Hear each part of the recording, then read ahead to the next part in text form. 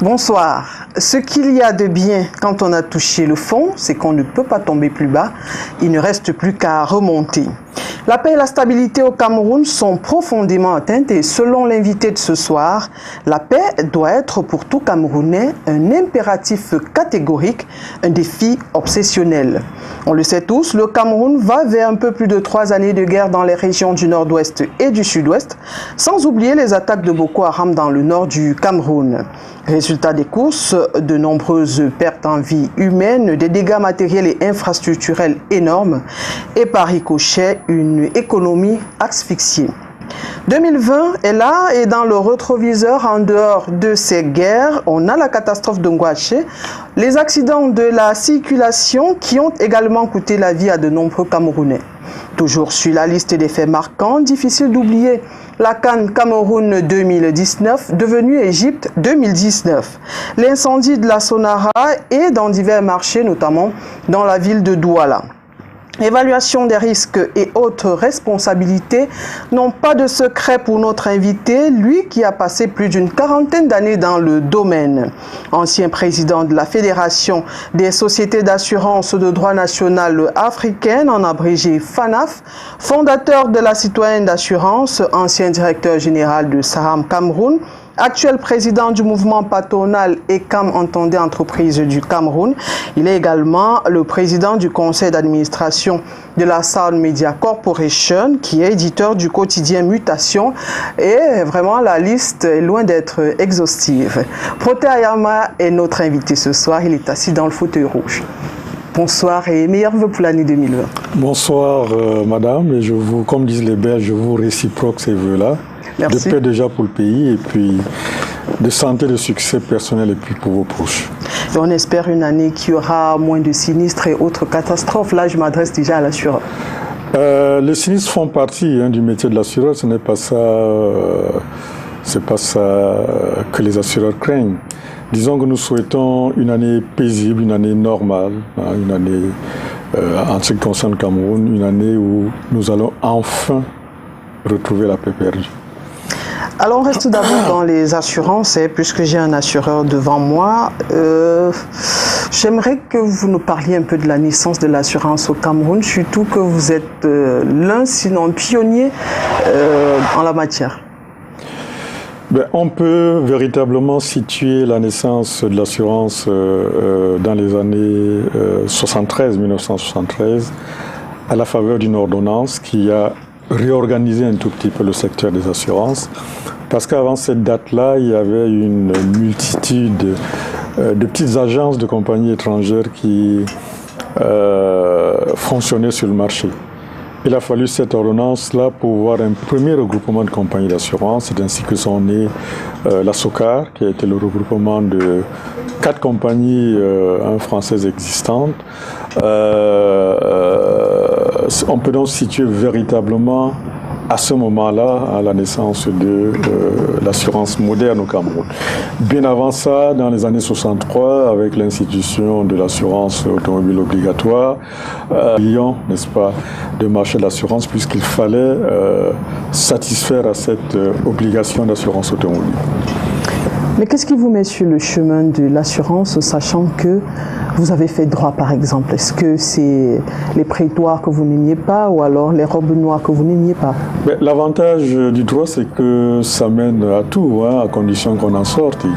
L'assurance est d'abord, c'est une technique bien sûr, mais c'est d'abord du droit. C'est un contrat à la base qui a des obligations et des droits. Donc je ne pense pas vraiment m'être écarté de ma formation de base, ce qui est une très très bonne chose parce que tout le monde n'a pas toujours l'occasion, n'est-ce pas, d'exercer dans la discipline qu'il a étudiée à l'école. Donc pour moi ça a été une chance de me retrouver dans l'assurance parce que ça m'a permis tout de suite, n'est-ce pas, de rentrer dans mes cours de droit des obligations, par exemple. Alors, 85, vous créez votre assurance. Est-ce que c'est parce que vous n'aimiez plus être dans le groupe de l'État, dans la SOCA par exemple? Pourquoi vouloir créer votre propre assurance? C'est une belle histoire. Hein. C'est une belle histoire. Il se trouve que lorsque je termine mes études, j'ai la chance de me faire proposer un certain nombre de bourses pour aller à l'étranger, parce que j'étais parmi les meilleurs de ma promotion. Malheureusement, les bourses qu'on me propose sont des bourses d'enseignement. À l'époque, le Cameroun avait besoin de former des enseignants.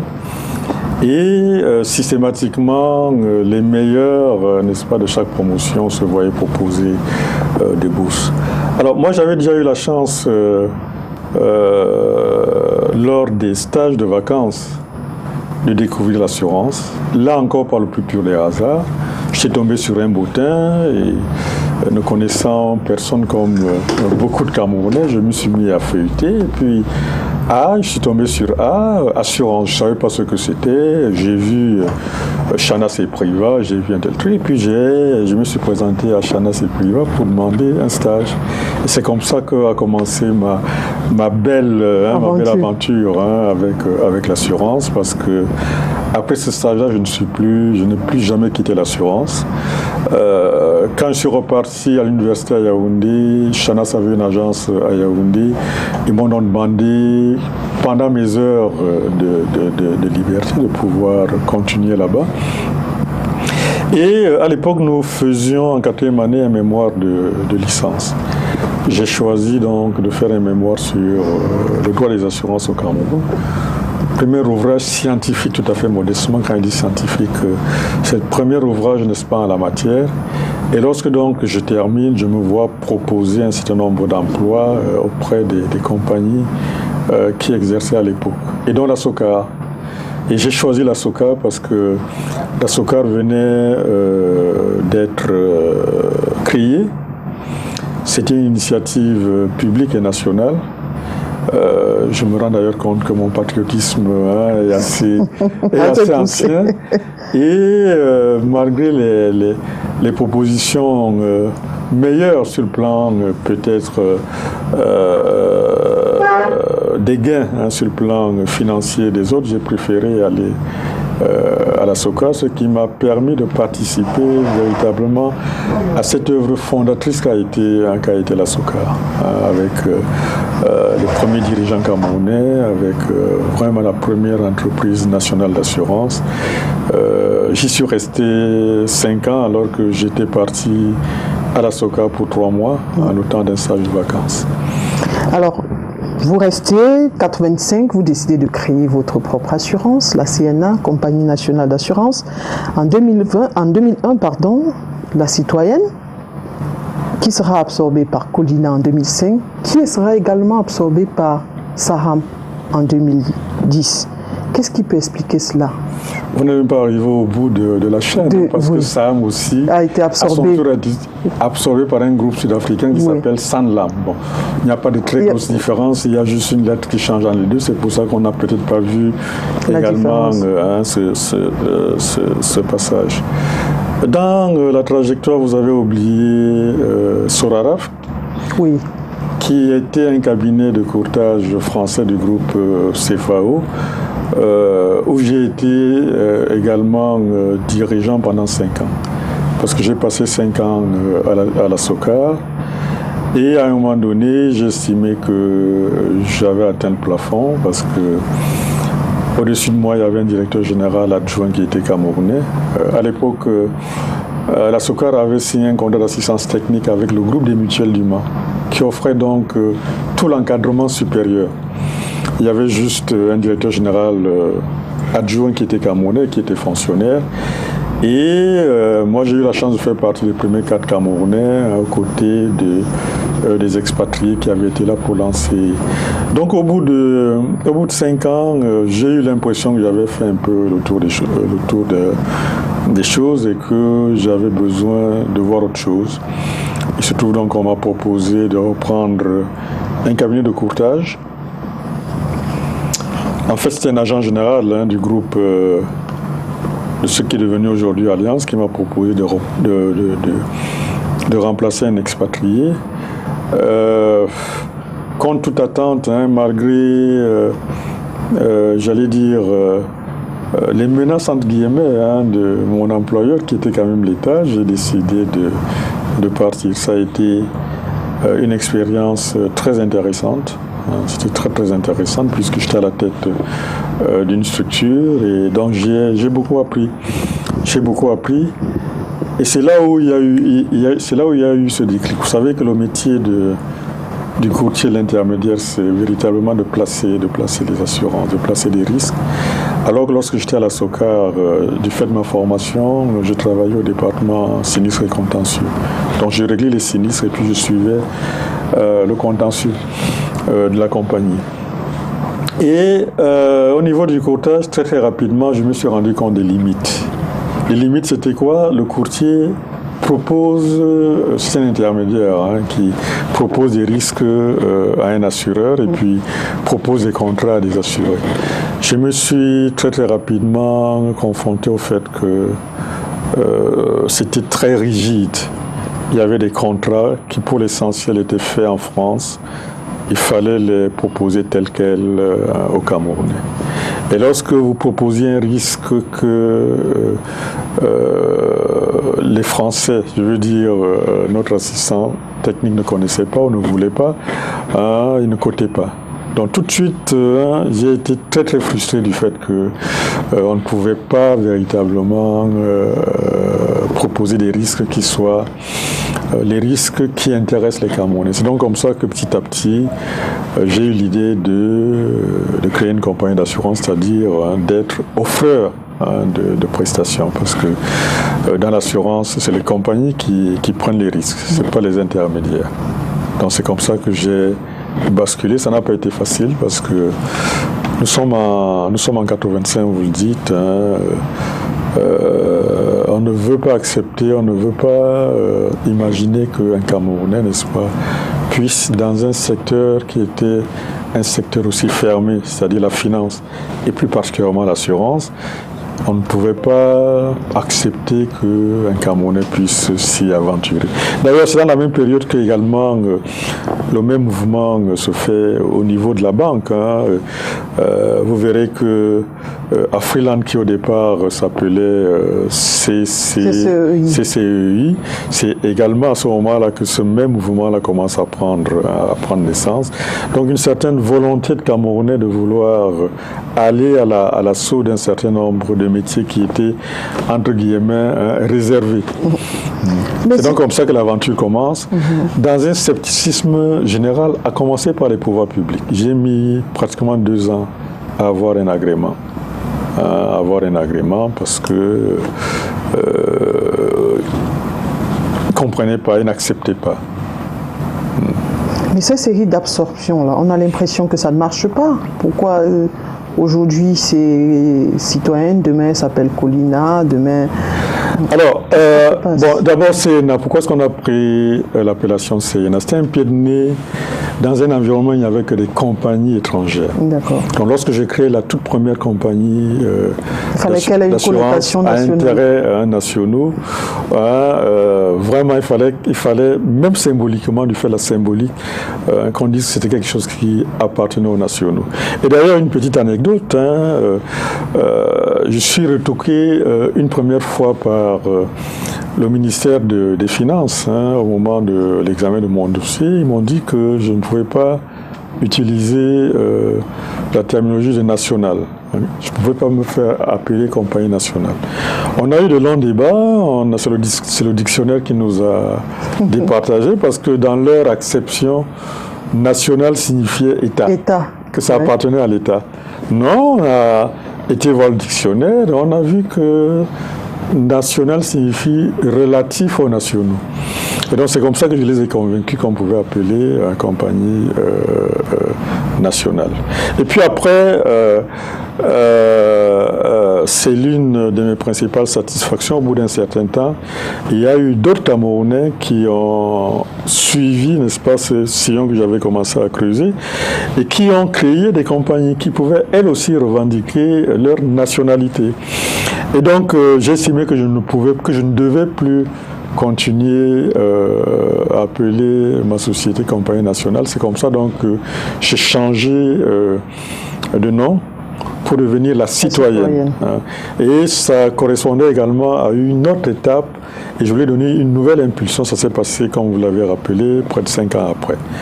Et après la citoyenne, donc ça a été Colina, après avoir été Colina la citoyenne, parce qu'il y a eu un rapprochement avec un groupe qui était en Afrique de l'Ouest, qui souhaitait également s'implanter en Afrique centrale. Donc on a discuté, on s'est mis d'accord. Ils sont rentrés dans le capital de façon progressive, à 10%.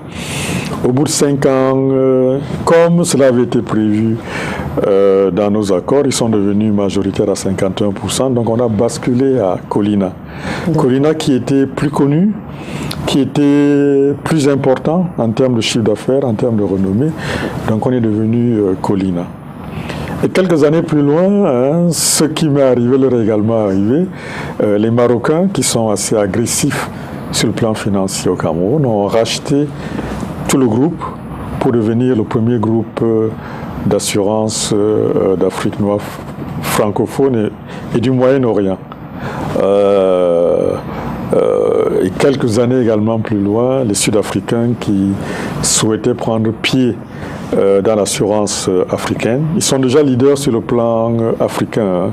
Il faut savoir que l'Afrique du Sud, c'est de très très loin le premier marché de l'assurance en Afrique. Ils font à eux seuls 70% du chiffre d'affaires de l'Afrique, surtout en assurance vie, suivi du Maroc qui fait 20% et tout le reste là fait 10%. Donc le Cameroun, c'est pratiquement rien. Tout ça pour dire que dans le secteur financier, notamment dans le secteur des assurances, ça bouge énormément. Les mutations, les alliances, les mésalliances et tout ça. Donc ça fait partie, ça ne doit pas surprendre, ça ne doit pas choquer.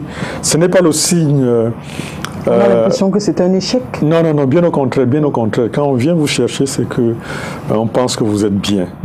À ce moment-là, on vient vous chercher. Alliance, c'est le regroupement des AGF, qui était le premier groupe français d'assurance. Ils se sont fait racheter par des Allemands. AXA, vous savez ce que c'est. Parce que l'intensité capitalistique est très très forte en assurance. On ne peut pas faire l'assurance avec 10 milliards. Non, c'est des capitaux très importants parce qu'en réalité, qu'est-ce que nous gérons? Nous gérons le risque. Et les risques deviennent de plus en plus importants. Quand vous devez assurer un satellite, quand vous devez assurer un avion, il faut savoir que lorsqu'il y a un sinistre d'avion, c'est des centaines de milliards qui sont en jeu. Donc, d'où cette tendance au gigantisme. C'est pour ça d'ailleurs que l'une des critiques qu'on formule sur les marchés d'assurance africains, c'est leur émiettement et puis leur atomisation. Sur un marché comme le Cameroun, il y a 27 compagnies d'assurance pour un peu plus de 200 milliards de chiffre d'affaires.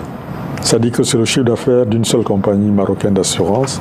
C'est même pas le chiffre d'affaires d'une compagnie sud-africaine d'assurance. Donc les assurances camerounaises gagneraient à se mettre ensemble? Les assurances africaines d'une manière générale gagneraient à se mettre ensemble. On les y a presque forcés. Vous avez vu que on a augmenté le capital une première fois, une deuxième fois, il y a une troisième augmentation qui vient parce qu'on veut des entités qui soient des entités solides sur le plan financier. Il ne faudrait pas que les assureurs ne soient pas capables de faire face à leurs engagements, ce qui leur est reproché d'ailleurs souvent, qui ne payent pas les sinistres. Et bien souvent, les compagnies ne payent pas les sinistres parce qu'elles n'ont pas suffisamment d'argent. On peut attribuer cela au... Il y a quoi? C'est justement parce que on s'y lance sans être prêt, sans bien penser le projet. Oui, parfois, notamment au niveau du Cameroun, à un moment donné, on a eu l'impression que c'était un commerce comme tous les autres, parce que c'est très tentant l'assurance. L'assurance, c'est ce que nous disons dans notre métier, c'est l'inverse de ce qui se fait ailleurs. C'est-à-dire que vous percevez la prime et vous payez peut-être après. Ailleurs, votre coût de revient, vous le calculez, vous produisez d'abord et puis vous vendez. Nous vendons et nous produisons après. Donc nous avons de l'argent avant même de connaître la nature et le degré de nos engagements. Ce qui fait que si vous faites mal vos calculs, au premier problème, vous êtes foutu. Et donc vous avez parfois ce sentiment d'être riche, alors que ce n'est pas votre argent, c'est l'argent des assurés que vous devez pouvoir placer et que vous devez pouvoir provisionner de façon à ce que, quel que soit ce qui arrive à votre assuré, vous soyez en mesure de faire face. Très bien. Alors, comment comprendre que les assurances qui sont au Cameroun, disons depuis les années 70, jusqu'aujourd'hui, il y a un tel désamour entre l'assurance et le Camerounais? Qu'est-ce qui peut expliquer cela? Il y a plusieurs facteurs. Hein. Bon, d'abord, c'est pas pour m'en consoler. Globalement, l'assureur a mauvaise presse. Mauvaise presse. Pour plusieurs raisons. D'abord parce qu'elle intervient toujours dans des circonstances douloureuses. C'est le décès, c'est l'accident. À un moment où psychologiquement même l'assuré est dans un état où il ne veut même pas comprendre. Hein. On a cogné son véhicule, sa maison a brûlé, donc il est déjà psychologiquement dans un état. Donc nous intervenons justement à ce moment-là. Et si en plus donc nous ne faisons pas face aux engagements que nous avons pris, et c'est là où parfois il y a un malentendu parce qu'on ne s'entend pas toujours sur le contenu de l'assurance. Je prends le cas de l'assurance automobile qui a bâti cette triste réputation. D'abord, c'est obligatoire, et quand c'est obligatoire, les gens ne font pas l'effort de savoir pourquoi ils s'assurent. Les assureurs n'expliquent pas pourquoi. Non, ils viennent juste payer. Hein, et les assurés ne savent même pas de savoir pourquoi ils sont assurés.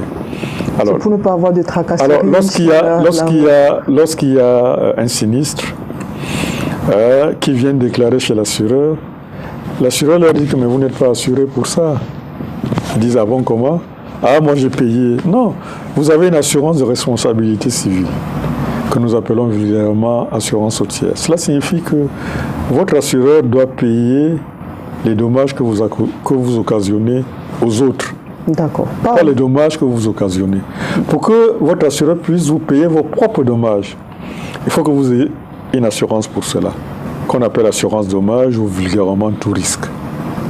Et vous verrez que les gens qui ont une assurance dommage, quand ils ont un pépin, ils font déposer le véhicule au garage, on répare et puis on vient leur le remettre lorsqu'il est réparé. Donc c'est ça la première raison. La deuxième raison, c'est que l'Africain avait ses formes de solidarité qui n'étaient pas l'assurance. Donc c'est quelque chose qui est un tout petit peu étranger.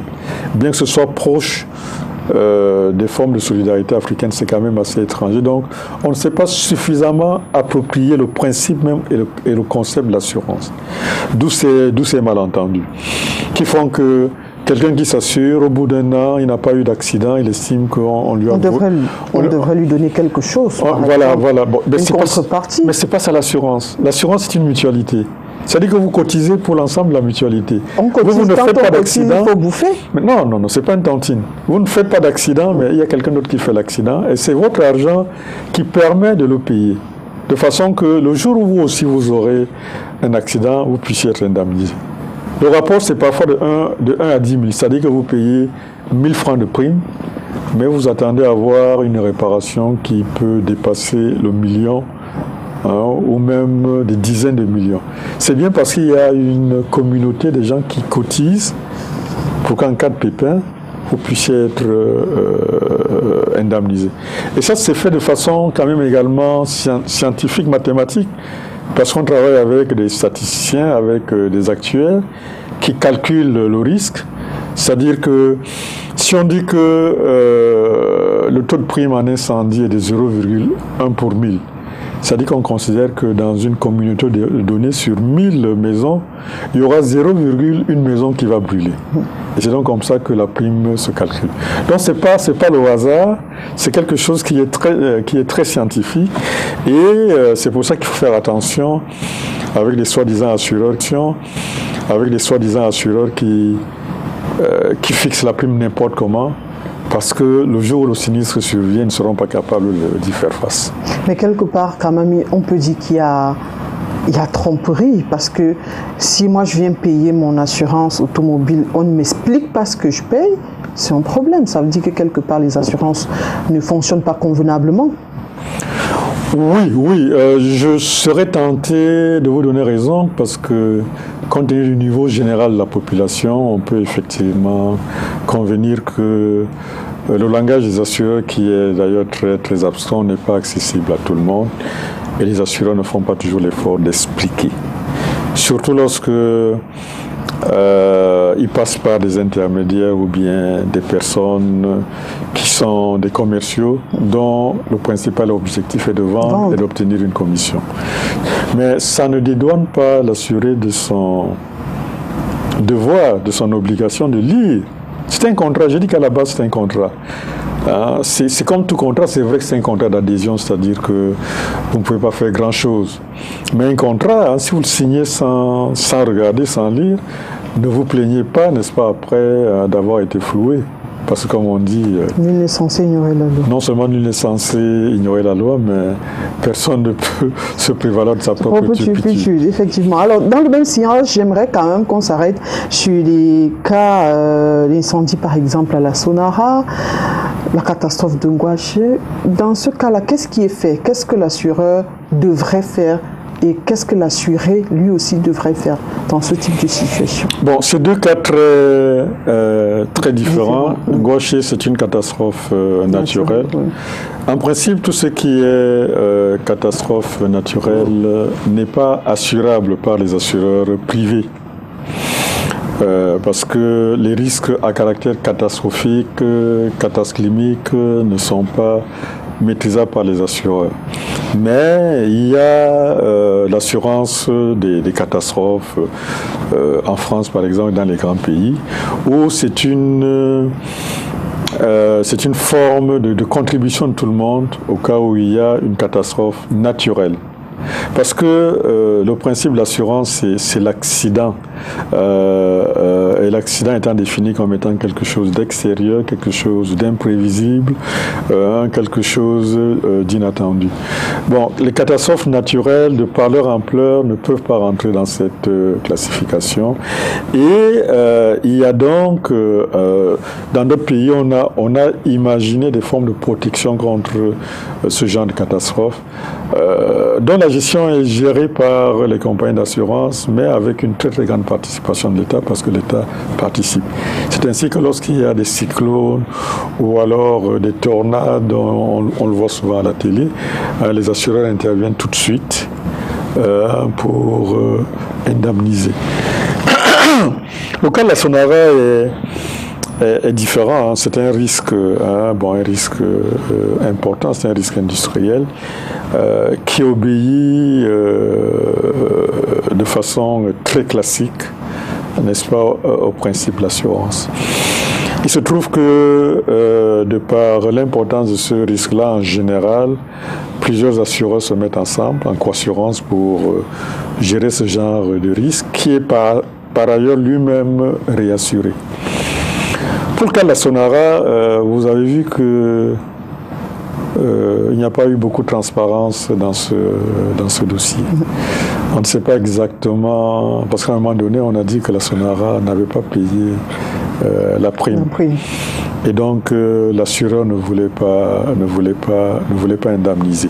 Et puis, on a plus ou moins politisé le problème, ce qui fait qu'à l'heure actuelle, on ne sait pas exactement ce qu'il en est. Mais, d'une manière générale, si la prime n'avait pas été payée, normalement, le sinistre n'est pas dû. Si la prime avait été payée à des mains indues, l'assureur n'a pas à payer non plus. Donc le problème qui se posait en ce qui concerne... Vous dites à des mains indues, c'est-à-dire? C'est-à-dire que il y a, justement, du fait des abus qu'il y a eu par le passé, il y a une réforme du Code CIMA, notamment dans son article 13, qui dit que la prime d'assurance doit être payée d'avance. Parce que les assureurs ont eu à faire face à de nombreux problèmes ils assuraient des assurés qui ne payaient pas leurs primes. Et lorsque l'année était passée, les gens estimaient que n'ayant pas eu de sinistre, ils ne voyaient pas pourquoi est-ce que. Donc, ça mettait les assureurs en difficulté. Et donc, il y a eu une disposition, une réforme de la loi sur les assurances qui dit que dorénavant, si vous n'avez pas payé votre prime, l'assureur ne vous indemnise pas. Et d'ailleurs, la loi est beaucoup plus stricte. L'assureur n'est même pas autorisé à délivrer une couverture d'assurance si la prime n'a pas été payée. À cela, il y a eu des exceptions pour l'État et puis les collectivités publiques, où on leur accordait un délai parce qu'à l'époque, on avait estimé que les mécanismes de paiement des États, de nos États de la zone CIMA étaient très compliqués et que si on les obligeait à payer avant, ça posait des problèmes. Donc, on a mis là-dedans les États, les grosses sociétés qui pouvaient négocier un moratoire avec les compagnies d'assurance à condition qu'elles aient signé un moratoire avec des... Mais encore faut-il que ce moratoire ait été respecté à la lettre. Auquel cas, la compagnie d'assurance est en droit de ne pas payer. Or, il se trouve qu'à la Sonara, pour ce qu'on en sait, la prime n'a pas été payée dans les délais. Dans les délais, oui. Ça s'est passé malheureusement à 1 ou 2 jours. C'est précisément ça l'assurance. Le sinistre survient au moment où on s'y attend le moins. Apparemment, les ordres avaient été donnés pour que ce soit payé. Et le payeur attendait qu'on fasse un petit geste avant qu'il puisse débloquer le règlement. Entre-temps, le sinistre est survenu. Voilà donc en réalité quel était le problème. Et donc l'assureur qui n'avait pas reçu la prime, qui a été payé le lendemain du sinistre, a dit qu'il ne payait pas. Donc il y a eu des problèmes, y compris même des pressions politiques pour l'amener à payer, ce qui du reste n'est pas normal, parce que l'assureur lui-même a des comptes à rendre à son réassureur. Donc c'est ça le problème, c'est pour ça qu'il faut payer sa prime avant le sinistre. C'est pour ça qu'il faut faire également attention au choix de son assureur. C'est pas forcément celui qui vous propose la prime la moins chère. C'est pas celui qui vous fait des rétrocommissions qui est le mieux à même lorsqu'un sinistre de cette ampleur, n'est-ce pas, survient. Et pour le cas de la Sonara, c'est une catastrophe. Parce que par la suite, on s'est même rendu compte que même si la prime avait été payée, la Sonara n'était pas très bien assurée en termes d'exhaustivité, n'est-ce pas, des risques et puis des capitaux même. Mais là, c'est vraiment un gros problème et c'est là où, après coup, on mesure l'intérêt de l'assurance. Quand vous jetez un regard global au Cameroun, dans le monde de l'assurance, globalement, est-ce que ça se porte bien? Est-ce que c'est bien fait de façon globale? Non, je peux pas répondre par l'affirmative. Je ne serai pas honnête avec moi-même. Nous avons, pour le cas du Cameroun, c'est un marché très peu structuré. Déjà même de par sa structure, je vous ai dit qu'il était très émietté, avec 27 compagnies d'assurance qui font un chiffre d'affaires de 207 millions. Ça, c'est les chiffres officiels de 2018 qui ont été arrêtés par le ministère des Finances. C'est-à-dire que la Caisse nationale de prévoyance sociale du Cameroun, à elle toute seule, vaut toutes les compagnies d'assurance au Cameroun. Le taux de pénétration de l'assurance au Cameroun est de moins de 1%. Quand vous voyez que la téléphonie est à 38% et ainsi de suite. C'est-à-dire que nous ne pesons pas suffisamment. Quand vous voyez les réserves des compagnies d'assurance, c'est pas important non plus. On est dans les 250 milliards. Or, on dit des compagnies d'assurance ailleurs que c'est des investisseurs institutionnels. C'est-à-dire que c'est des moteurs de l'économie. C'est nous qui alimentons les banques. Parce que justement, du fait du principe inversé, nous avons de l'argent. Avant que nous payions les sinistres, cet argent, nous devons l'investir. dans les dépôts à terme, dans les actions, dans les compagnies, dans les obligations, dans les emprunts d'État et tout et tout. Donc, n'ayant pas cette capacité-là, bien évidemment, on ne pèse pas suffisamment. C'est d'ailleurs pour ça que les assureurs sont un peu négligés au Cameroun. Mais justement, le potentiel reste intact. Cela signifie que nous pouvons très très rapidement, avec des taux de croissance très forts, nous pouvons très très rapidement jouer notre rôle, qui est un rôle non seulement de sécurisation des personnes et des biens, mais justement ce rôle d'investisseur, c'est ce rôle de booster de l'économie. Et lorsqu'on constate que l'assurance vie qui est en général, du fait de la longueur de l'épargne, parce qu'en assurance vie on parle de 10 ans, 20 ans, 30 ans, quand on constate malheureusement que l'assurance vie est encore très faible dans notre pays, on voit tout l'effort qui nous reste à faire et toute la distance qui nous reste à parcourir. Alors, Protais Ayama, l'assureur est également connu dans la presse. Vous êtes le président du conseil d'administration de la Sahel Media Corporation. Qu'est-ce qui fait la passerelle entre l'assurance et la presse? Aucune. Aucune, sauf que c'est une activité qui peut aussi être assurée. Mais disons que en réalité, l'unicité, il faut la trouver dans ma personnalité. Moi, je suis quelqu'un qui aime les challenges. Mutation est créée au moment où il y a une sorte de manichéisme dans la presse au Cameroun. Il y a la presse dite officielle et puis les feuilles de chou. Il y a ceux qui se disent détenteurs, n'est-ce pas, du savoir journalistique, et puis les autres qui sont traités par le mépris. Il y a la presse dite officielle et la presse d'opposition. Vous vous rappelez encore la Sainte Trinité à l'époque et tout et tout et tout. Et donc, après une expérience un tout petit peu ratée, mais d'où j'ai beaucoup appris avec Génération, qui avait été fondée par un ami qui m'avait appelé à la rescousse, dont je suis parti quelques années plus tard. Je me suis dit qu'il y avait de la presse au Cameroun, il y avait de la place au Cameroun pour une presse privée, pour une presse indépendante, pour une presse acceptable, qui ne soit pas uniquement à glorifier le pouvoir, qui ne soit pas non plus là à uniquement insulter le pouvoir.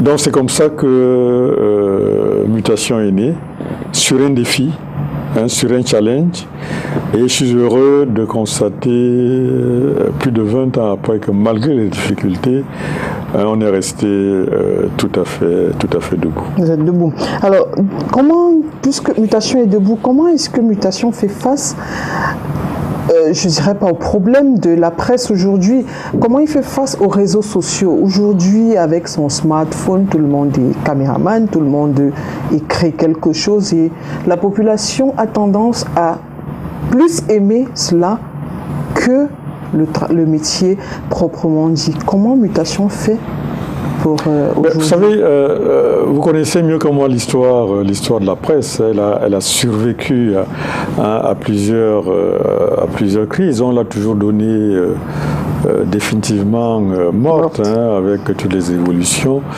Elle a fait preuve de beaucoup de résilience. Aujourd'hui, effectivement, en dehors même des difficultés des réseaux sociaux, il y a une crise de la presse. C'est pas seulement au Cameroun.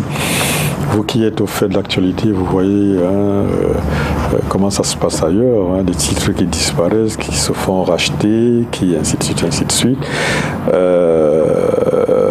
C'est à se demander si la presse répond encore réellement à un besoin, peut-être oui, mais nous devons nous adapter, à l'évolution de la société. C'est d'ailleurs pour ça que nous appelons mutation. Nous devons suivre ces mutations-là et ce n'est pas toujours facile.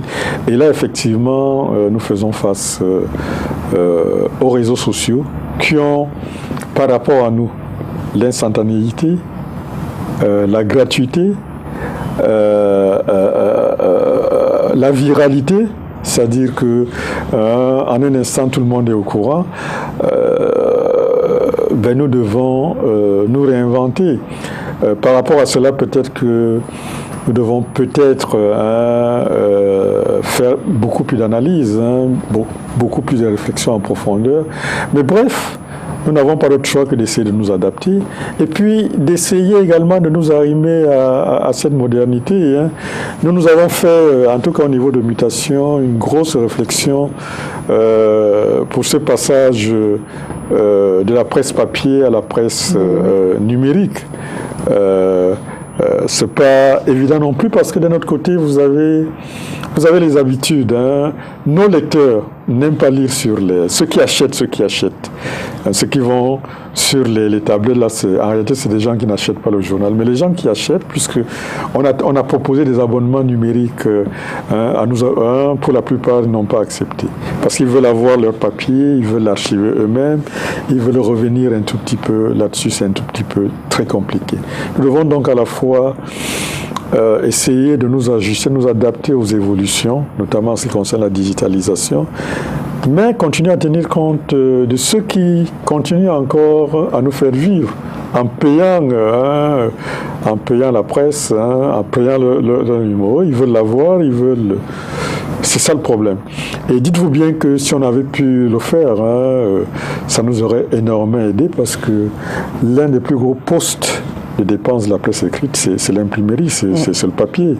Donc si nous pouvions nous empêcher de ne pas faire du papier, ça nous permettrait peut-être d'avoir des fins de mois beaucoup plus faciles, en tout cas beaucoup moins difficiles qu'en somme.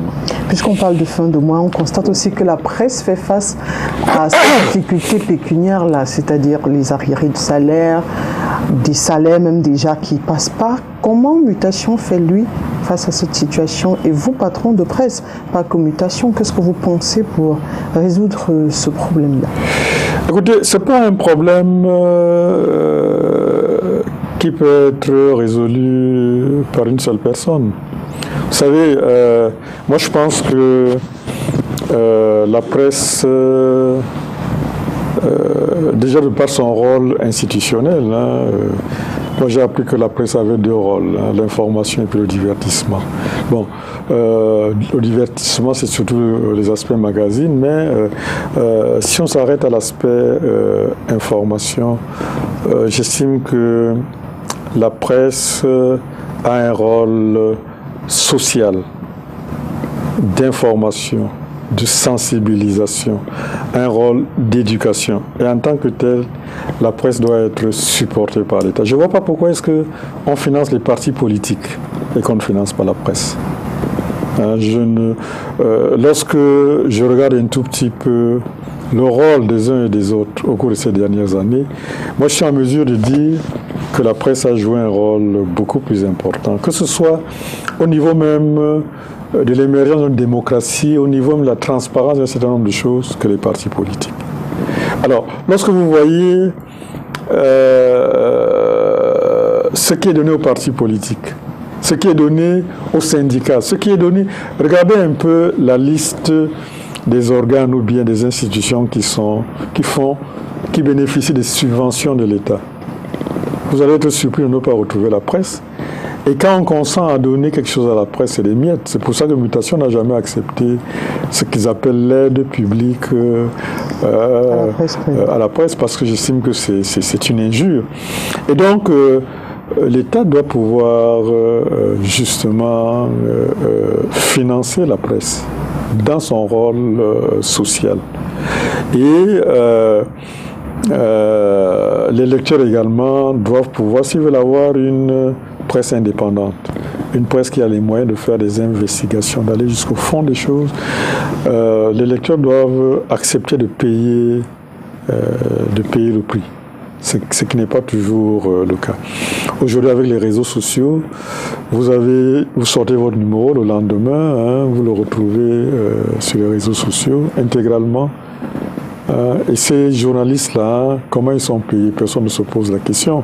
Donc, c'est chacun qui fait des efforts. Moi, en tant que patron de presse, en tant que fondateur et tout, je fais ce que je peux. Mais il arrive un moment où, même moi, je ne peux plus parce que sinon je mets en péril peut-être des devoirs plus fondamentaux, la famille,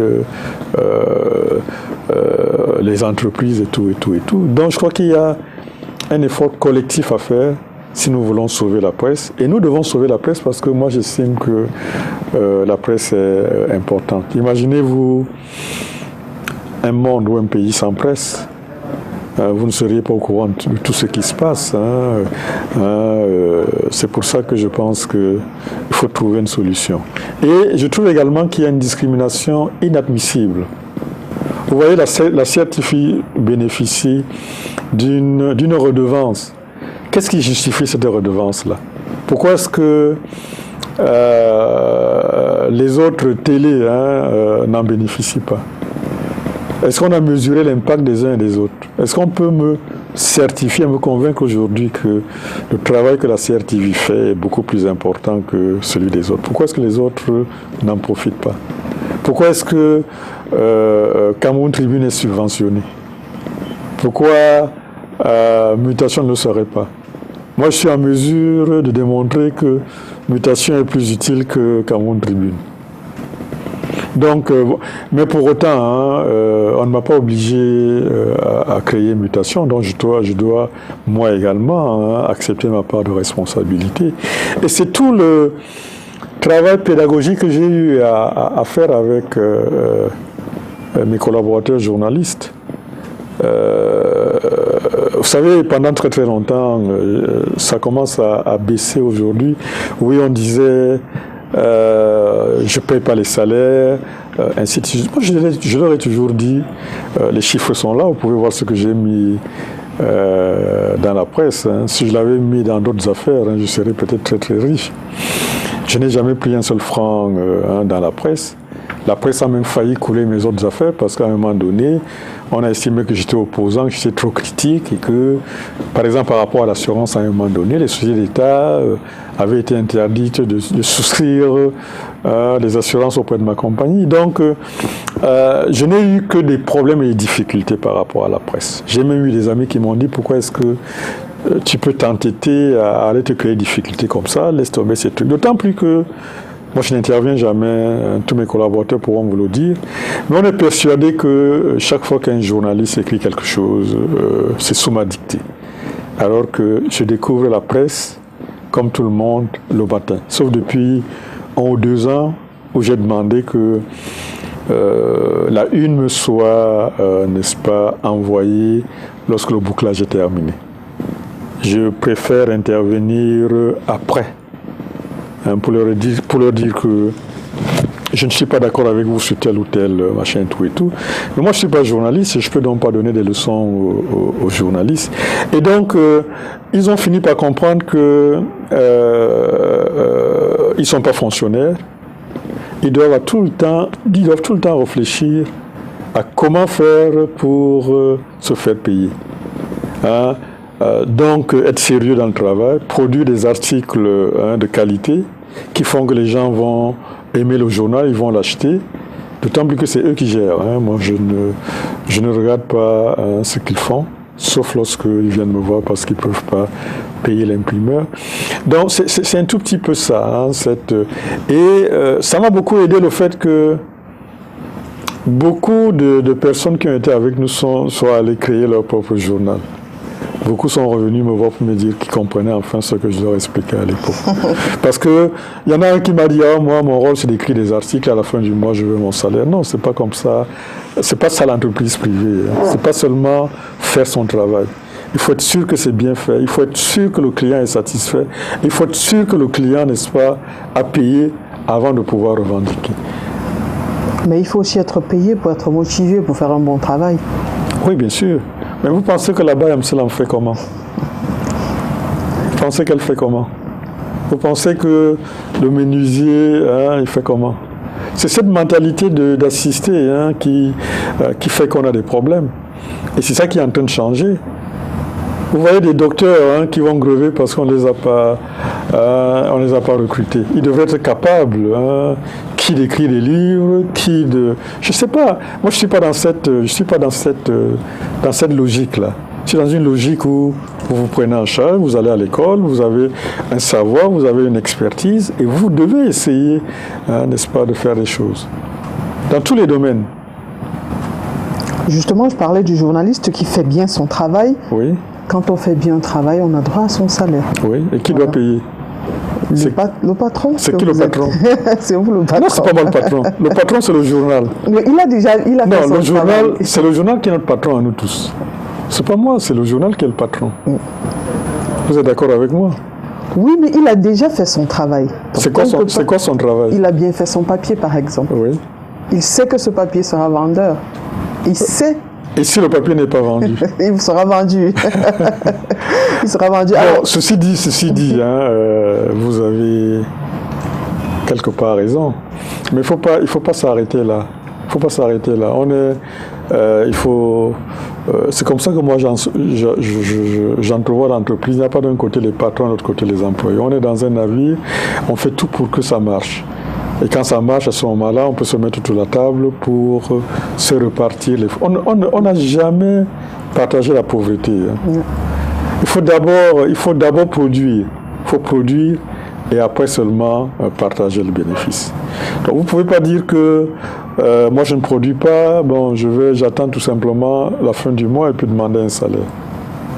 Moi je suis très très heureux lorsque pendant 4 mois, je vois personne de mutation venir me dire qu'on a des problèmes de ceci, de cela. Ils ont appris à se débrouiller, ils ont appris pendant longtemps, on a perdu beaucoup d'argent comme ça. On avait des créances qui dormaient chez des débiteurs. Des gens viennent passer des publicités et puis on n'en voit même pas réclamer. Parce que le gars, il attend la fin du mois, que son salaire, tant que le salaire passe, il n'y a pas de problème. Mais là, quand il y a une facture dehors, ils sont les premiers à suivre ces factures-là. C'est ça la mentalité d'un entrepreneur. Oui, effectivement. Là, je prends le cas où, parce que à vous entendre, on dirait que ceux qui ont des arriérés de salaire ou ne sont pas payés, c'est de leur faute. Il y en a qui travaillent, mais qui en retour ne sont pas payés. Là, c'est ça le problème. Alors, moi, je vais vous donner un autre exemple. Vous avez rappelé que je suis président d'un mouvement patronal qui regroupe essentiellement les PME. Oui.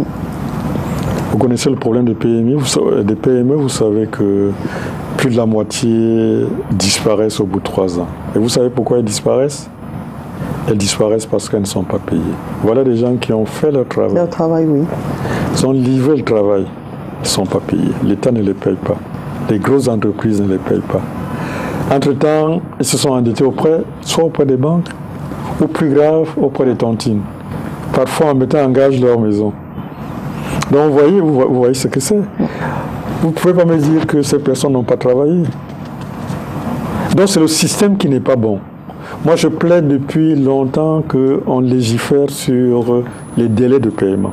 Vous voyez aujourd'hui, quand vous ne payez pas vos impôts à temps, vous payez des pénalités. Quand vous ne payez pas la CNPS à temps, vous payez des pénalités. Même des factures d'électricité. Facture d'électricité, mais vous déposez votre facture, 6 mois après vous n'êtes pas payé, il n'y a aucune pénalité. Vous devenez un mendiant, on ne vous prend plus au téléphone alors que vous avez fait un travail. Vous voyez, il y a une asymétrie de traitement qui fait que c'est tout le système qu'il faut. Il faut que nous apprenions, n'est-ce pas, à glorifier le travail des uns et des autres. Quelqu'un fait un travail, il faut le payer. Et donc, quelque part, lorsque ça coince, et surtout lorsque c'est de la part de l'État, qui est le plus gros, non seulement le plus grand employeur, mais c'est le plus gros client de l'économie camerounaise, lorsque c'est l'État qui lui-même, n'est-ce pas, empêche le système de fonctionner, alors que dans un système vertueux, mais tout le monde est gagnant. Si l'État payait à temps, l'État lui-même serait payé à temps, il pourrait payer lui-même ses fournisseurs également, ainsi de suite, ainsi de suite, ainsi de suite. Personne, même pas l'État, n'est gagnant dans un système où l'insolvabilité s'est érigée en règle de fonctionnement. Ça peut pas marcher. D'accord. On ferme un tout petit peu la parenthèse des PME. On continue avec Mutation. On va revenir. Alors, Mutation a connu à ses débuts beaucoup de changements quand même. Qu'est-ce qui peut être à l'origine de tous ces changements-là? Quel changement? Changement déjà à la tête. Je suis pas d'accord avec vous. Hein. Bon, d'abord, le changement fait partie de la vie. Hein. Un organe qui ne change pas, que ce soit l'être humain, il change. Hein. Il change au jour le jour. Donc, il faut accepter le changement comme étant partie intégrante, n'est-ce pas, de la vie. Quand vous ne changez pas, vous êtes condamné. Il faut changer. Et Mutation n'a pas connu beaucoup de changements. En 20 ans, il y a eu 4 ou 5 directeurs de publication. C'est pas beaucoup. Aman Mana, Lobewane, Batongue, Xavier Messé, et puis c'est pas beaucoup. Donc c'est même, ça fait une moyenne de 4 à 5 ans par... C'est le temps qu'il faut d'ailleurs pour un directeur général de donner tout ce qu'il a, surtout dans un domaine comme la presse où la pression est tellement forte. Donc il n'y a pas eu beaucoup de changements, hein, de mon point de vue. Il y a eu des changements qui ont fait beaucoup de bruit parce que quand vous commencez une aventure ensemble et que en cours de chemin, les fondateurs, n'est-ce pas, ça fait mal, mais disons que là Vous parlez de Maurice Kamto? Non, je parle de Aman Mana qui est parti pour créer le jour. C'est pas le fait d'être parti créer, mais c'est l'ambiance. Hein. Vous savez qu'à un moment donné, il y a eu 2 mutations. Oui, il y a eu 2 mutations. Donc, ça a été une crise quand même que nous avons mis beaucoup de temps comment dirais-je, à digérer, parce que ça a été un déchirement au niveau de la rédaction où certains ont été obligés de choisir. Ça, c'est jamais une très très bonne chose. Non, avec M. Kamto, il n'y a pas eu de crise vraiment en tant que telle. Hein. M. Kamto a contribué à la création de Mutation. Il a joué un rôle très important, notamment à ses débuts. Étant à Yaoundé, c'est un peu lui qui assurait la formation de ces jeunes-là, qui coordonnait. Et puis quand il est rentré au gouvernement, il a souhaité se mettre en retrait. Donc il n'y a jamais eu de crise vraiment en tant que tel avec lui. Hein. D'accord. Alors, Mutation d'hier et Mutation aujourd'hui, il y a forcément une période qui vous a le plus marqué. Oui, toutes les étapes ont été marquantes. Hein. Bon, les plus marquantes restent le début des Mutations, hein, vraiment, où il y avait beaucoup d'enthousiasme, où il y avait une vision vraiment partagée, une communion, où tout le monde voulait absolument réussir. Ça a été une période très euphorique, très mobilisatrice. Il y a eu également cette période où nous avons bravé l'administration à la suite d'une interdiction. Nous avons saisi les tribunaux et nous avons gagné contre le tout-puissant ministre de l'administration territoriale de l'époque. Je pense que ça a été une victoire très très importante pour la presse. Il y a eu pas mal, hein, de glorieuses, hein, dans ce long cheminement de Mutation. Alors, et également, Mutation a été une véritable école. Hein. Je ne connais pas un seul organe de presse, que ce soit la presse audiovisuelle ou la presse écrite, où il y a ou une ancienne Mutation ou un ancien... Je suis toujours très, très surpris lorsque je passe quelque part. Ah oui, j'ai fait mon premier stage en Mutation. Ah oui, j'ai fait ci. Ça fait énormément plaisir. Tout à fait. Et il y a longtemps, vous avez longtemps été vice-président du JICAM. Oui. 15 ans à peu près, oui. Quel souvenir, comment je vais dire ça, quel est le bilan? Vous partez de là avec quel bagage? Qu'est-ce que ça vous a fait après 15 années? Un bilan mitigé. Hein, un bilan mitigé. J'ai vu la transition entre le JICAM présidé par des expatriés, par des Français. Et l'arrivée des managers et des patrons camerounais, notamment Siaka, André Siaka, qui nous a fait énormément honneur à la tête de ce groupement, en même temps que Sanzwango, qui était également le premier Camerounais secrétaire général du JICAM. On a quand même pu également, parce que là également c'est une obsession pour moi, montrer que les Camerounais sont tout aussi capables que les autres, qui ont conduit le JICAM, n'est-ce pas, vers une certaine maturité, une certaine crédibilité, une reconnaissance non seulement nationale et même internationale. Il y a eu cette période-là dont il faut se féliciter. Encore que même déjà à cette époque-là, moi j'étais un peu mal à l'aise parce que le JICAM est resté pendant longtemps une organisation assez tiède du fait justement de ses origines. Le JICAM est créé par les grosses multinationales étrangères qui en réalité n'avaient pas pour objectif réel de promouvoir l'économie nationale. C'était un groupement de patrons, de notables, n'est-ce pas, qui se regroupaient pour défendre leurs propres intérêts et qui ne laissaient pas beaucoup de place au Cameroun. Il n'y avait pas de PME au JICAM. Et donc, il était difficile que le JICAM prenne des positions lorsqu'il s'agissait de l'économie camerounaise, positions qui étaient de nature à heurter les intérêts des multinationales. De la même façon qu'il était difficile pour le JICAM de prendre à l'époque des positions qui heurteraient les autorités camerounaises. Parce que les Blancs vous disaient que nous, on ne veut pas de problème. On ne veut pas de critiques, ainsi de suite.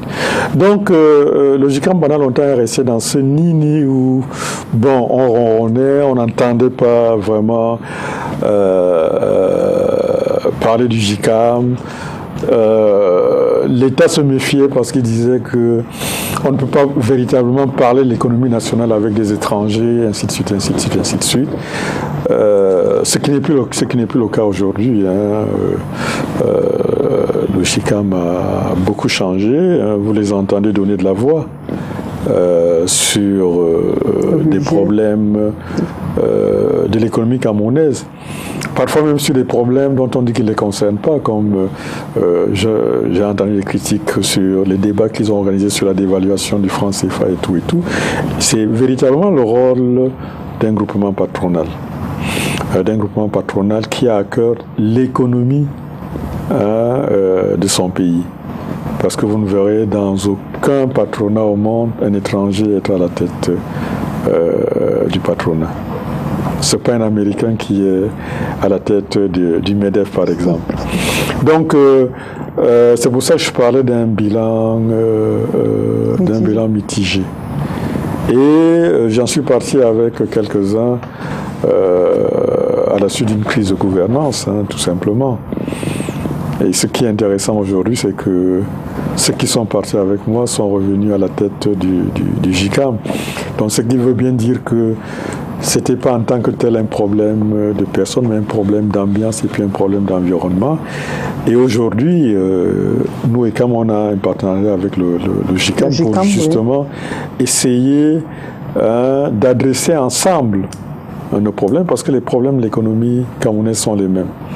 Qu'il s'agisse d'une PME ou bien d'une très grosse entreprise, il y a une différence parfois de nature, parfois de degré, mais en réalité, les problèmes sont les mêmes. On se plaint tous de l'insécurité juridique quand la justice ne marche pas. C'est pour tout le monde. Quand il y a la corruption, c'est pour tout le monde. Parfois même, c'est les PME qui la ressentent le plus. Donc en réalité, aujourd'hui, moi je dis chambre à part peut-être, mais maison commune. Aujourd'hui, votre partenariat avec le JICAM, est-ce que vous sentez quand même que la PME sera plus valorisée, ce sera plus prise en compte par ces grosses multinationales? Oui, moi en tout cas, je suis payé pour défendre les PME. Donc, dans nos prises de position, je fais toujours tout pour que les intérêts de la PME, lorsqu'ils sont un tout petit peu différents de ceux de la grosse entreprise, soient pris en compte. Nous avons 4 axes sur lesquels nous travaillons de façon spécifique. Chacun a un peu met en avant ce qui l'intéresse. Le GICAM, c'est tout ce qui est macroéconomie et puis tout ce qui est fiscalité d'une manière générale. Nous, on s'intéresse également beaucoup plus à des approches beaucoup plus micro. Moi, je ne veux pas rebâtir le monde entier.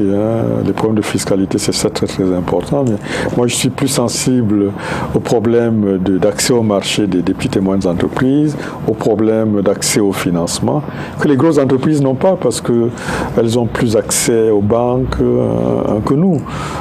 Mais globalement, nous avons des thématiques et des problématiques qui nous sont communes. Et ça nous permet également de structurer notre dialogue par rapport à notre partenaire qu'est l'État. L'État, oui. L'État a su jouer parfois de nos rivalités, de nos divisions. Et lorsque nous sommes ensemble, nous sommes souvent beaucoup plus percutants et beaucoup plus forts. Alors, quelles sont les propositions que ECAM fait pour l'amélioration, par exemple, du quotidien des Camerounais? Écoutez, ECAM œuvre d'une façon générale. C'est un peu notre vision. ECAM œuvre pour une économie plus inclusive et une économie plus durable. Quand on parle d'inclusivité, ça signifie tout le monde. Tout le monde, oui. Y compris même le secteur informel. Et nous pensons que dans un pays comme le Cameroun, où plus de 95% des entreprises sont des PME, on ne peut pas les ignorer. Donc il faut les mettre au centre. Donc nous, notre ambition, c'est de faire du Cameroun un pays de PME. Et ce n'est pas une originalité. Parmi les pays les plus développés, je prends l'Allemagne, c'est un pays de PME. Mais il faut toujours savoir que à la base d'une très grosse entreprise, il y a toujours une PME. Et c'est donc la PME qui doit véritablement être cette structure de base qui permet à l'économie de se développer. Malheureusement, on constate que, vous voyez, on vient de distribuer le budget de l'État. Lorsqu'on voit la répartition, les ministères qui sont en charge des PME sont les moins bien dotés. C'est à se demander si, au-delà du discours, il y a une véritable prise en compte de la PME. Je suis administrateur de l'agence de promotion des petites et moyennes entreprises. Vous vous rendez compte qu'elle a énormément de mal à... On a du mal à l'entendre. Non, elle a du mal à suivre, à obtenir des moyens rien que pour son fonctionnement. Alors que lorsque vous voyez son programme de travail, ce qu'elle essaie de faire avec les maigres moyens qu'elle a, mais c'est absolument incroyable. Donc il y a là également, nous essayons de rappeler tout le temps, quand l'occasion nous est donnée, de rappeler à l'État ses engagements, ses promesses, de faire de la PME le moteur de notre économie. Parce que c'est dans la PME, c'est dans cette taille d'entreprise que le génie du Camerounais, n'est-ce pas, se manifeste. Les start-up avec les jeunes, c'est des PME en devenir. C'est là où il faut que l'État massivement et de façon dense, n'est-ce pas, puisse intervenir. Malheureusement, les quelques rares interventions qu'il y a eu jusqu'à présent n'ont pas été très bien ciblées. Vous voyez la banque des PME. 5 ans après, personne n'en entend plus parler. D'abord parce qu'elle n'est même pas gérée par les PME, elle n'est même pas au service des PME. Elle est gouvernée par des fonctionnaires. Ainsi de suite, ainsi de suite. Il y a donc là parfois une incohérence entre le discours et l'action sur le terrain. Et ça, c'est notre rôle, nous, en tant qu'organisation intermédiaire de PME, d'essayer de faire cette promotion, d'essayer de faire ce plaidoyer au niveau local et puis au niveau même maintenant international. Alors, selon un rapport du GICAM, Le manque à gagner des entreprises du fait de la crise dans le nord-est du sud-ouest est estimé à près de 800 milliards de francs CFA. Il est donc clair que le climat sociopolitique n'est pas favorable, du moins à l'économie. Vous, qu'est-ce que vous faites en ce moment-là pour encourager ceux qui sont déjà sur le terrain et les aspirants? D'abord, moi, personnellement, je pense que l'estimation du GICAM est faible. L'impact est beaucoup plus important que ça lorsque on prend en compte les répercussions indirectes. Parce que la CDC qui ne travaille pas, ou bien... c'est juste sujet. Voilà, c'est des sous-traitants qui ne travaillent pas, c'est des sous-sous-sous qui ne travaillent pas. Il y a plus de 6 000 emplois perdus. Bon, il y a plus de 6 000 emplois perdus, il y a des sous-traitants qui ont cessé de travailler, il y a des fournisseurs qui peuvent... Donc vraiment, c'est une catastrophe cette histoire-là. Qu'est-ce que nous faisons? Nous sommes désarmés. Moi, je ne peux pas encourager une PME à aller s'installer dans un théâtre de guerre. Ce n'est pas logique. Ce n'est pas responsable. La première chose que nous demandons, c'est que la paix revienne. Et au niveau des organisations patronales, et nous avons fait des propositions au Premier ministre. Nous travaillons déjà à un plan de reconstruction de ces zones qui ont d'ailleurs été déclarées économiquement sinistrées. Oui. Bon, lorsqu'on regarde le budget qui a été voté, on se rend compte qu'elles sont vraiment sinistrées, parce que la part du budget qui leur a été accordée en termes de BIP est vraiment très, très, très, très faible. Si l'État déjà ne veut pas investir là-bas, ce n'est pas les étrangers qui viendront, et ce n'est pas les Camerounais non plus, parce que ce n'est pas des philanthropes. Donc la première condition, c'est que la paix revienne. Une fois que la paix est revenue, à ce moment-là, le secteur privé vraiment s'engage à mettre les bouchées doubles, parce que le problème de la guerre, c'est que les conséquences sont durables. La guerre finie aujourd'hui, il faudra 20 ans pour rebâtir, pour reconstruire.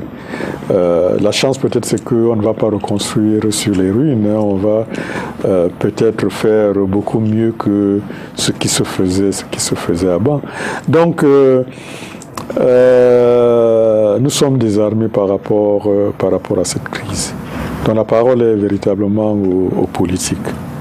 Donc nous les supplions, n'est-ce pas, pour qu'ils puissent pacifier cette zone-là, parce que vous avez vu le budget du pays a baissé, ça va continuer à baisser si 20% de notre économie est hors rail. Donc moi je n'ai pas de solution autre que de prier pour que la paix revienne dans ces zones-là. Parce qu'il n'y a pas d'économie, on ne peut pas construire sans la paix. C'est vraiment la condition minimale, c'est la condition de base. Donc me demander d'aller m'installer là-bas pour qu'on vienne me casser mon usine sur le industriel, c'est même à la limite irresponsable. Alors, on a l'habitude d'assister à la foire des PME, une de vos initiatives. Et cette année s'appellera FIAC PME 2020. Comme les assurances, est-ce que PME Exchange a été absorbé? Pourquoi parler d'absorption là où nous parlons de mutualisation? Non, il s'agit tout simplement... les Camerounais ont un problème. Les Camerounais ne savent pas travailler ensemble. Ils ne savent pas se regrouper. Chacun est patron de son truc. Vous voyez, même dans les professions libérales, En France, vous avez des cabinets de 100 avocats. Chacun est spécialisé dans un domaine. Ici, rares sont des cabinets qui ont 3-4 avocats parce qu'il faut que nous apprenions à travailler ensemble. Il faudrait que nous apprenions à reconnaître la compétence des uns sur certains domaines. Nous, on a tout simplement estimé, après 4 expériences plus ou moins réussies, eu égard à l'ambition que nous avions de faire de Douala une place centrale en termes d'exposition, nous avons estimé que nous n'avions pas tout seuls la capacité de le faire. FIAC également, qui avait fait une première édition, a constaté également ses limites en termes ne serait-ce en termes de connaissances de terrain. Douala, ce n'est pas Yaoundé. Donc, depuis plus d'1 an, on discutait à voir comment est-ce que nous pouvions organiser un très grand événement, d'autant plus que notre partenaire qui est l'État également a toujours souhaité qu'au niveau de Douala, il y ait également un très grand événement. C'était quand même assez illogique que Douala, qui est une ville économique n'est pas un événement, au moins, je dis bien au moins, à la hauteur de l'événement de promo de Yaoundé. Et donc notre ambition est de faire mieux que Promote. Et c'est pour ça qu'on n'est pas de trop à deux, n'est-ce pas, de faire un événement comme celui-là. Et on est heureux que la communauté urbaine de Douala, qui sera bientôt la ville de Douala, n'est-ce pas, nous ait rejoint pour faire de Douala un pôle d'excellence en matière d'exposition et de foire. Parce que c'est une vitrine très importante de notre économie et on va inscrire donc Douala dans l'agenda des grands regroupements économiques africains. Et c'est pour ça que nous nous sommes mis ensemble. Personne ne peut nier l'expertise de M. Zoumbak en termes d'événementiel. Et nous sommes tout à fait heureux, n'est-ce pas, de travailler ensemble. Et je peux dire que les choses pour l'instant se passent très très bien. Et Douala aura, au mois d'avril prochain, un événement tel qu'il n'a jamais connu. Donc c'est un peu notre ambition, c'est à cela que nous travaillons. Nous ne regardons pas les aspects absorption, qui est qui là-dedans. Pour l'instant, nous travaillons sur un modèle tout à fait paritaire. L'événement est coprésidé par un représentant des CAM, en l'espèce M. Nyodok, c'est lui le président de PM Exchange, et puis M. Zoumbak de l'autre côté. Nous avons 4 commissions, dont 2 sont présidées par ECAM et les 2 autres. Donc on travaille vraiment en très bonne intelligence. On n'a pas ces problèmes-là. Quand il y a des problèmes, on les met ensemble. Ce que nous pouvons résoudre, nous essayons de les résoudre. Ce que M. Zoumbak peut résoudre, il les résout. C'est comme ça que nous avançons. D'autant plus que c'est un événement non-profit. Parce que la Fondation Interprogress est une association à but non lucratif. Nous également, ECAM, en tant qu'association, nous n'avons pas... Nous essayons tout simplement d'essayer de couvrir nos charges. Et donc, nous voulons véritablement faire de cet événement un événement important pour l'économie, pas seulement de la ville, mais même de la sous-région. L'événement se tiendra du 4 au 19 avril. C'est ça. Le Chan démarre le 4 avril. Hasard de calendrier ou c'est très heureuse coïncidence parce que la date a été fixée bien avant que celle du Chan ait été fixée. Mais nous disons coïncidence pour coïncidence, c'est une très bonne chose parce que à l'occasion du Chan, il y a un certain nombre de personnes qui viendront qui vont arriver, ouais. Et qui vont donc profiter de leur séjour pour également visiter. Ainsi de suite, c'est, je crois, 2 événements qui peuvent s'enrichir mutuellement l'un avec l'autre. Et puis et vous voyez, nous réfléchissons d'ailleurs aux synergies que nous pouvons mettre en place entre le stade de Bepanda, qui est pratiquement contigu, n'est-ce pas, au site de la foire, qui est, comme vous le savez, le site de Kamtela Bepanda. Oui. Donc pour nous, c'est tout bénef. Hein. C'est tout bénef.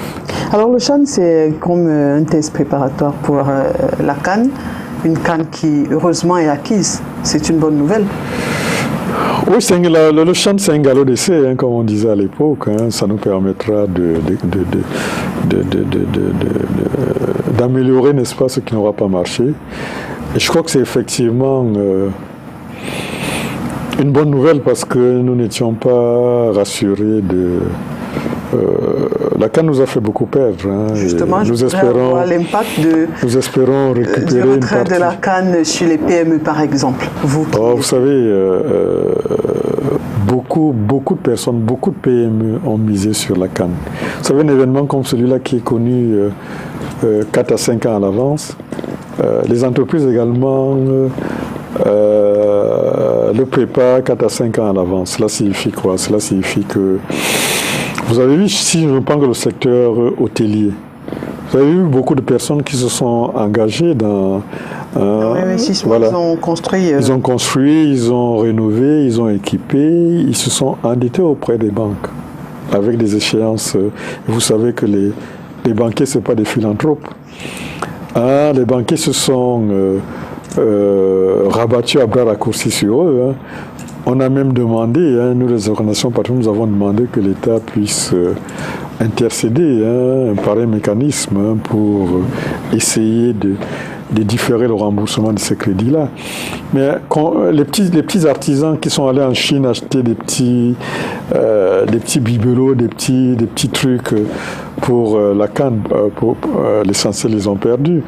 Donc bref, sans qu'on ait pu mesurer, il y a eu un impact énorme. Hein, et ça contribue à la comment on dit ça, à la dépression, c'est peut-être un bien grand mot. Qu'est-ce qu'on dit lorsque les patrons d'entreprise ne sont pas heureux, lorsqu'ils sont pessimistes et tout ça? Ils sont moroses. Voilà, ça contribue à la morosité, n'est-ce pas, de l'économie, alors qu'il y avait une sorte de frémissement, hein, parce qu'on s'attendait à Yaoundé. Moi, je voyais les restaurateurs qui s'organisaient, hein, les vendeurs de soya qui commençaient déjà à essayer d'aménager ainsi de suite.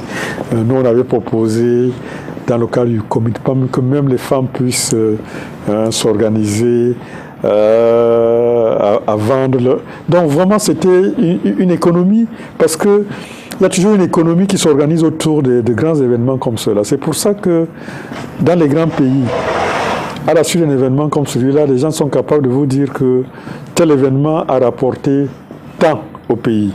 On espère que on va rattraper. Bon, il nous reste plus beaucoup de temps, d'autant plus que 2021. En fait, la CAN se tiendra en 2020 parce que c'est début 2021. On croyait avoir encore 6 mois. On nous a sucré de 6 mois. C'est une pression supplémentaire qu'on a mise sur le Cameroun, et puis nous allons essayer de tirer le meilleur profit de cet événement. Alors avant de sortir de cette émission, j'aimerais quand même... Déjà, je crois que nos routes, on va accélérer la construction, les aménagements. On mettra plus de 2 heures pour sortir de... C'est déjà un effet bénéfique. Par la pénétrante Est. Alors, j'aimerais quand même avoir...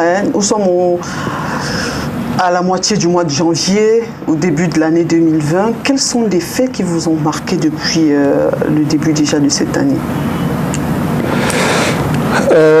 Bon, personnellement, je suis encore, n'est-ce pas, en train de maturer mon année 2020. Mais sur un plan global, il y a un phénomène qui est politique, mais qui, pour moi, pourrait avoir des répercussions économiques importantes à moyen terme. Lequel? C'est la décentralisation. C'est la décentralisation. Parce qu'on va non seulement rapatrier des compétences sur le plan local, mais également des moyens. Je crois que là, il y a toute une économie à développer. Ce matin, j'étais à la communauté urbaine dans le cadre d'une plateforme intitulée RSE qui a été mise en place par une initiative privée pour accompagner justement les communes dans la décentralisation. Ça peut être un booster extraordinaire. Et moi, je disais, puisque j'ai eu l'honneur de prendre la parole et dire que les communes, les villes devront dorénavant être gérées comme des entreprises. Focaliser résultat. Ce ne sera certes pas le même résultat parce que les entreprises, c'est la recherche du bénéfice. Mais les communautés, hein, les collectivités, hein, ce sera la recherche de la performance sociale, le bénéfice social. Avec cette fois-là une redevabilité qui ne pourra pas être différée parce que nous sommes là, nous voyons ce qui se passe. Hein, c'est nous qui élisons ces personnes-là.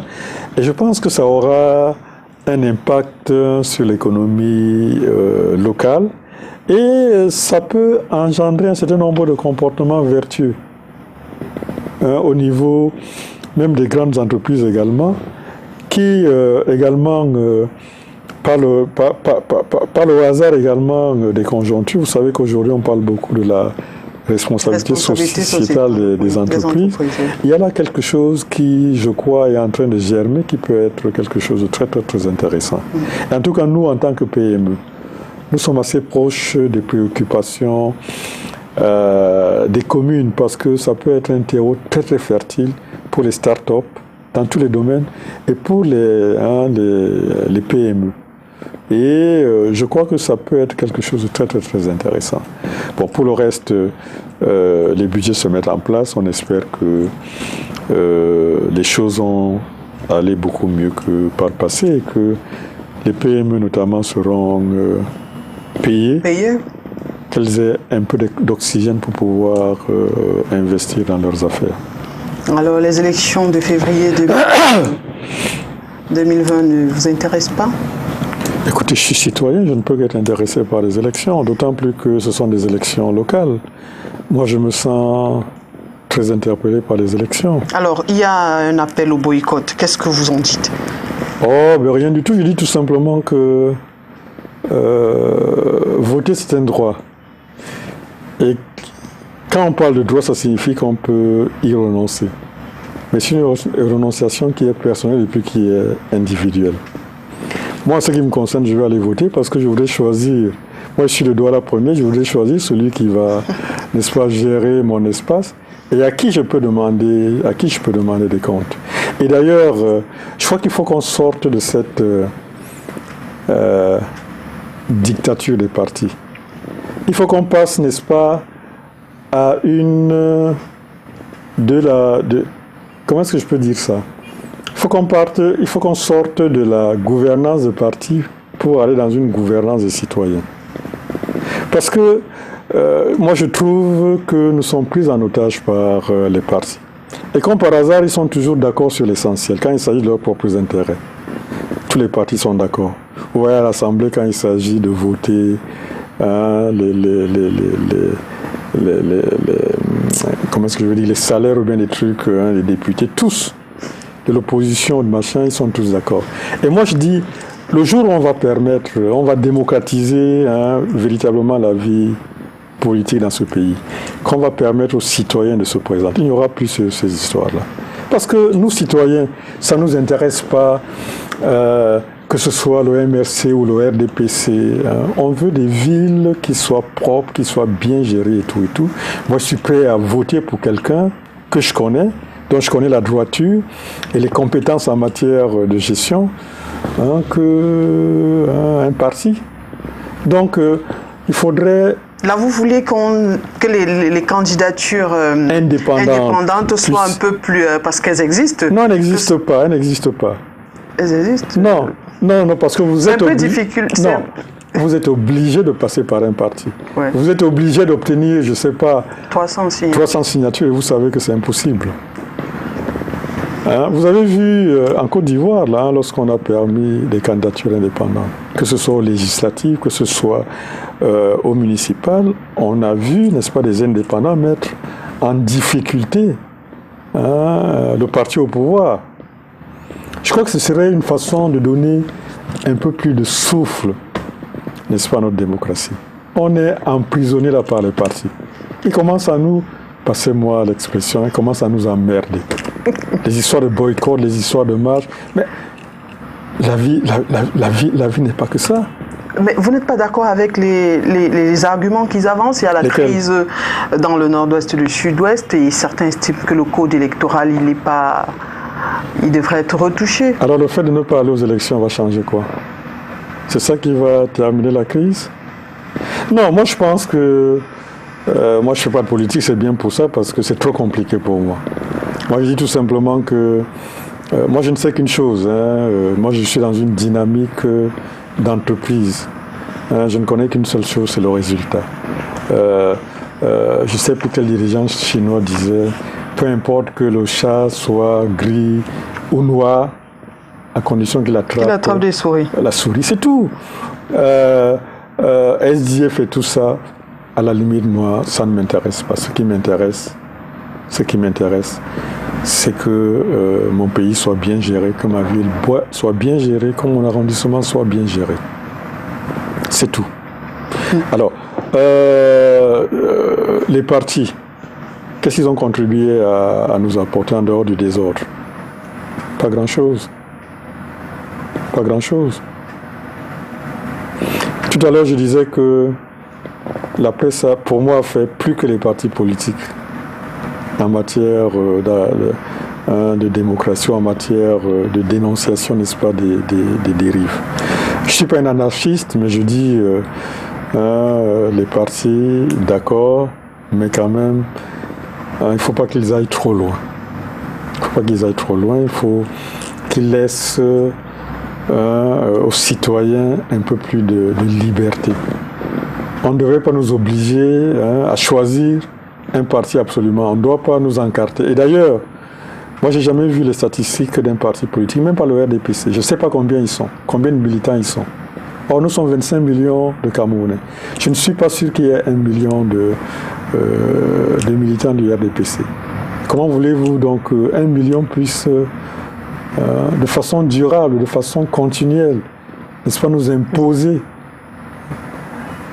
Quand on accorde, n'est-ce pas, les candidatures indépendantes, vous allez voir que ça va transformer le paysage de ce pays. Moi, j'en suis tout à fait convaincu. Et vous serez, à ce moment-là, vous allez participer, vous qui n'aimez pas la politique? Moi, je pourrais être intéressé. Vous savez, c'est trop compliqué. Vous savez, gérer, comme je l'ai dit, gérer une commune, c'est comme gérer une entreprise. Là, ça pourrait effectivement m'intéresser. Parce que là, il y a un bilan à faire chaque année si vous voulez être, périodiquement si vous voulez être réélu. Et là, ça se voit également concrètement et tous les jours. Et puis, ça vous permet de voir quelle est votre utilité sociale. Lorsque vous faites une route, lorsque vous... Vous voyez, aujourd'hui, la responsabilité est un tout petit peu... Comment on dit? La responsabilité, elle est un peu diluée. On ne sait pas qui fait quoi. Quand une route dans un quartier est en très mauvais état, on ne sait pas qui. Tantôt on vous dit qu'on attend le financement de l'État, tantôt on vous dit que c'est tout cela. Moi je veux des responsables. Et là, avec la loi sur la décentralisation, et j'espère que ce n'est qu'une étape, on va vers cela. Et je peux vous dire que, de mon point de vue, s'il y avait eu ça dans le NOZO, on ne serait pas arrivé là où nous sommes. Parce que c'est une crise en réalité de gouvernance où un pouvoir central écrase, n'est-ce pas, les citoyens. Alors même que ce pouvoir central-là n'est pas au courant des réalités du terrain. Donc moi je suis très favorable à cette évolution des pouvoirs aux communes et j'espère que ce n'est qu'une étape et que ça ira. Et que vous allez voir que nos dirigeants devront s'en montrer dignes, parce que sinon ils vont être éjectés. D'accord. Mais je voulais rapidement, avant de sortir, parce que là on me fait signe que le temps il est terminé, quand même revenir sur les régions du nord-ouest et du sud-ouest. Voter, c'est un droit. Eux aussi, ils ont envie d'élire leurs dirigeants, leurs élus locaux, mais comment faire avec la situation? Je veux revenir un peu sur ceux qui avancent la thèse de la crise anglophone. Est-ce que c'est pas quand même... Non, j'avoue que je ne comprends pas le problème. La vie démocratique est rythmée par des élections qui interviennent à des échéances convenues. Moi, je suis contre la prorogation ad vitam aeternam des mandats. Vous avez un mandat, hein, vous devez, dans le cadre de ce mandat-là, réaliser votre programme. De la même façon qu'à l'échelle nationale, je suis contre ces mandats sans fin. Alors, pour ce qui concerne, personnellement, moi je ne suis pas pour le juridisme à tout camp. J'estime que s'il n'est pas possible de faire une élection dans un coin donné, ça ne devrait pas empêcher de faire des élections ailleurs. D'autant plus que la logique dans laquelle nous nous dirigeons maintenant, c'est la logique de l'autonomie. C'est-à-dire que les régions doivent être de plus en plus autonomes et s'administrer. S'il n'est pas possible de faire des élections à cet endroit-là, au lieu absolument de forcer, ou bien au lieu de vouloir empêcher les gens d'y aller, bon, on se dit, ok, le temps n'est pas favorable, on attend peut-être que la situation puisse pour faire des élections là-bas. Mais d'un autre côté, on ne peut pas non plus demander que les 8 autres régions n'aient pas... Nous sommes pressés d'avoir de nouveaux élus, on n'est pas particulièrement satisfaits de ceux qui sont là en ce moment. Il faudrait quand même qu'il y ait ce renouvellement de la classe politique qui est porteur d'espoir pour les populations. Et je dis, pour le nord-ouest et le sud-ouest, il ne faudrait pas non plus que les politiques, quels qu'ils soient, nous prennent en otage. Moi je dis, parce qu'il y en a qui disent que si on ne fait pas des élections là-bas, ce serait consacrer une sécession. Vous savez, même lorsqu'il y a eu des élections au niveau national, il y a eu des endroits où des élections ont été annulées et où donc on a été obligé de refaire des élections à des endroits précis. Alors, mutatis mutandis, on peut peut-être, n'est-ce pas, dire que bon, il n'y a pas eu des élections à cet endroit-là. On attend peut-être une période plus propice pour faire des élections. Maintenant, pour ce qui concerne le code électoral, il ne sera jamais parfait. Moi, j'ai vu ici en 92, avec le même code électoral, l'opposition qui a gagné les élections législatives. Mais ils ont été incapables de se mettre d'accord par la suite. Donc pour moi, le code électoral, ce n'est pas ça, c'est pas ça le problème. Ce n'est vraiment pas ça le problème. Le problème, c'est les mentalités. Prota Yama, nous sommes arrivés au terme de notre émission. Merci beaucoup d'avoir accepté notre invitation. C'est moi qui vous remercie. Meilleurs vœux encore. À vous autant. Mesdames et messieurs, merci d'avoir été des nôtres. Meilleurs vœux pour l'année 2020 et à jeudi prochain. Que la paix règne au Cameroun.